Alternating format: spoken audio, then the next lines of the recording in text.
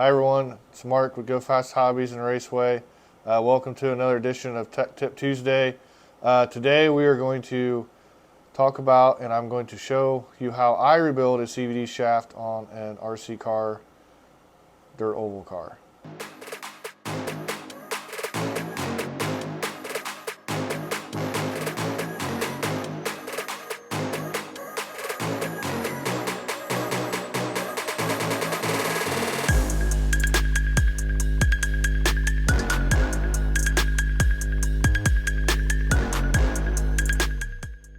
Let's get started. So I've already removed the transmission out of the car. I'm going to pull the CVD shaft out of the car.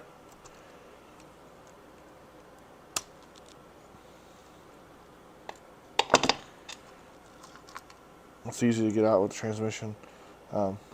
This one's not super dirty, but it is dirty. It does show a little bit of wear. I'll show you guys just how I pop this thing apart and clean it.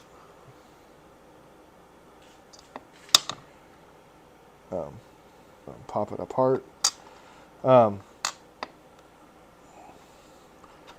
it gets all the grit in there and the dirt in there, it does cause binding and can cause drag, slow the car down. I just take a Q-tip, clean the axle out,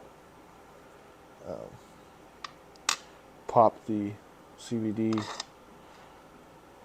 barrel out of here. What I like to do is just use a rag and then use some type of a cleaner. Spray it on the CVD. Try to get all the dirt and grit off of it.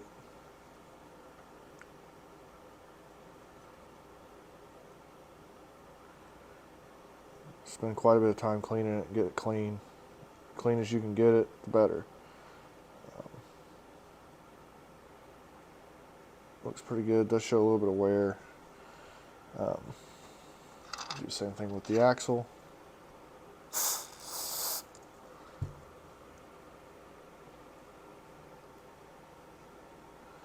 Try to get it as clean as possible. It does show a little bit of wear here. It's kind of common, especially if you run like rubber tire stuff, outdoors or indoors, it's going to wear. As long as there's no notches cut in any of this, you're good to go. The pin does show a little bit of wear, but it's very minimal. I feel comfortable running this again. Does show some wear here. Nothing major. There's no notches cut or anything in where the pin goes in for the guide.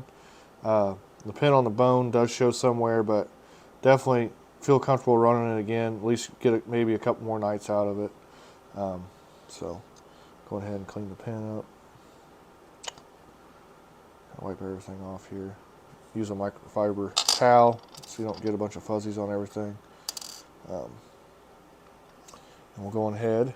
I usually wipe the bearings out. Make sure you clean them. These are sealed bearings, so they feel good. They don't need any oil put in them, so clean them up. I use Associated Black diff grease is what I use. Seems to work really well. Just use the wrench, get a little bit of it, and lubricate the barrel. Put the barrel back in the axle, and you want to make sure you get grease on the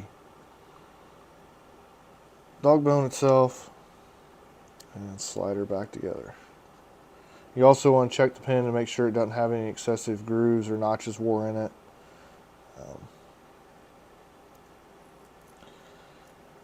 Push her back together. They're all back together. Always wipe everything off. Wipe the excess grease off. And then we'll slap her back in the hub.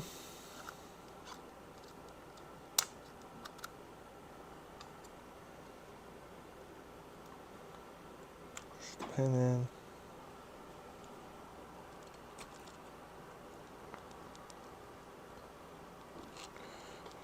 And it's a good opportunity to check the roll pin to make sure it's the same way, it's in good shape, doesn't have any marks or wear on it.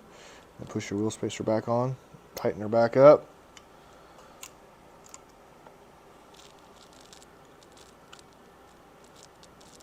This thing is good to go for another round. So just repeat the process. I do this with my own personal stuff, I try to do it every couple times I race. Like I said, if parts are wore, like these parts here, I have some parts that are wore. Like you can see how the outdrive cup is wore. Obviously, I would not run that, would not recommend running that. Here's a CVD. The actual end of the CVD where the barrel goes actually looks pretty good, but the pin does show pretty significant wear here, so that's why it's not run. Once it gets grooves cut in it, you can see how it, when it goes in and out, it doesn't move like it should. See how it has like a bind there. So, yep, that's the basics of what I do and how I go through and rebuild a CVD in a durable car. So, thanks for tuning in for Tech Tip Tuesday. I'm Mark with Go Fast Hobbies. Have a great day.